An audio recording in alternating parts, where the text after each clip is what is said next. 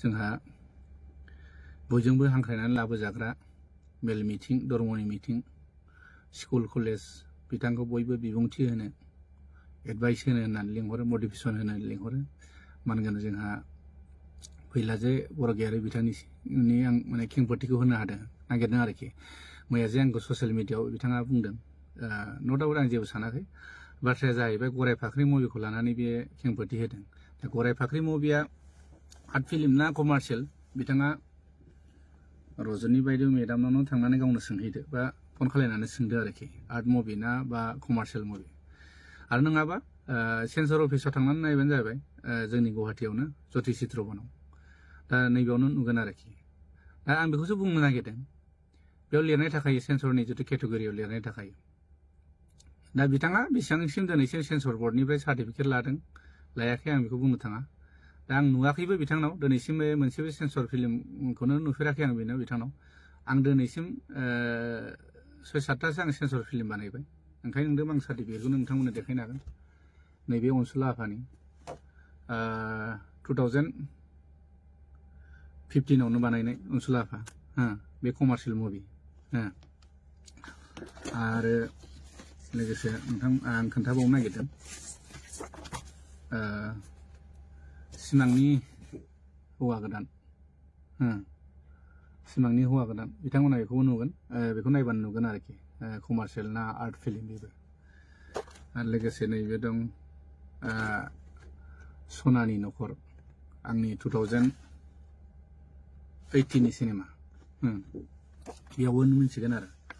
आरो हिर'नि दं हिर'नि सार्टिफिकेटआ माने बेलेगाव थाबाय आं माबा नायनो मा दङ नांगौबा आं नोंथांमोननो होनो हागोन आरो फिल्मखौ नायबानो नोंथांमोन मोनसिगोन आरोखि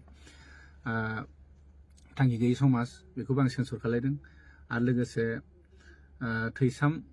पार्ट 2नि जितु टिजार बेयाव दङ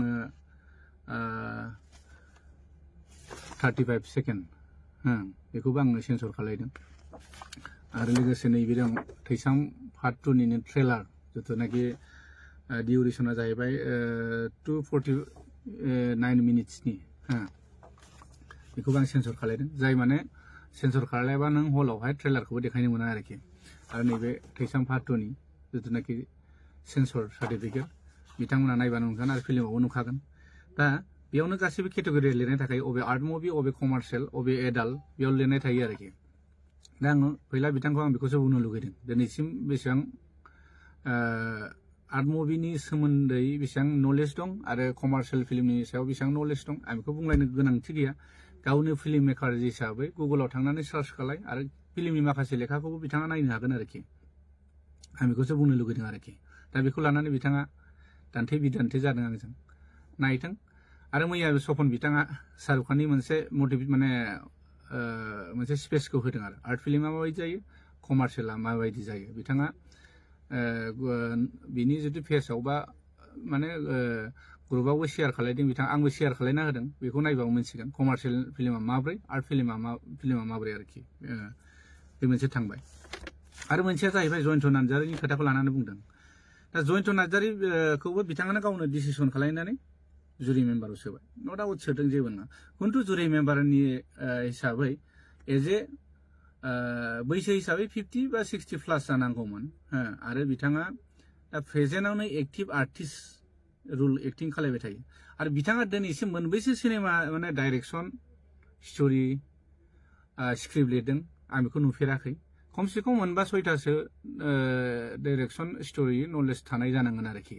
दा जों जिथु नुबाय जों जिथु फिल्मनि जिथु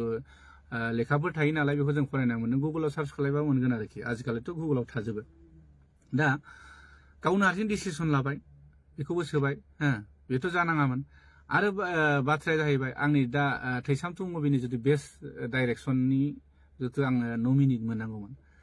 बेखौ मोननाय मोनैनि खारना जाहैबाय आङो जितुनाखि एवार्डनि साननैसो बा साननै सिगाङावनो आं मिन्थिबाय जे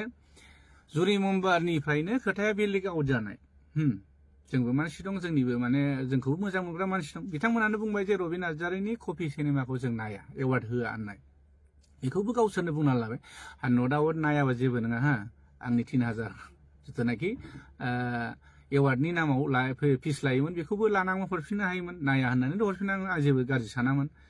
दिनै मानो नोंसिनिफ्राय खोथाया लिक आउट जाबाय थाखो नैबेनि थाखायसो आं बिबुंथिखौ होनो गोनां जादों आरो मेन बाथ्राया मोनसे खोथाया जाहैबाय फैला MCLA जिथुनाखि जयन्त नार्जारिया गावनो एक्टिं खालायदों बे सिनेमाखौ बियो पार्टिसिपेट खालायनो होआखै होनदोंमोन हा माने हराखै जाहैदों दा हराखैब्ला नैबेखौ नायदो नैबे मेगाजिन बे मेगाजिना थांनाय नैबे 6थि सेरेमनि एवार्डनि थाखाय बानायनाय आरो दा बेयावनो रोखा दं नै रायजोफोर नाय फैला MCLA सावथुनखौ नायदो नोंथांमोना बेयावनो नुबाय आरोखि दा फैला MCLA सावथुना बेयावनो रोखा रोखा 6थि फिल्म एवार्डआव पार्टिसिपेट खालायनाय दंखाथारो होमबा मा हिसाबै बे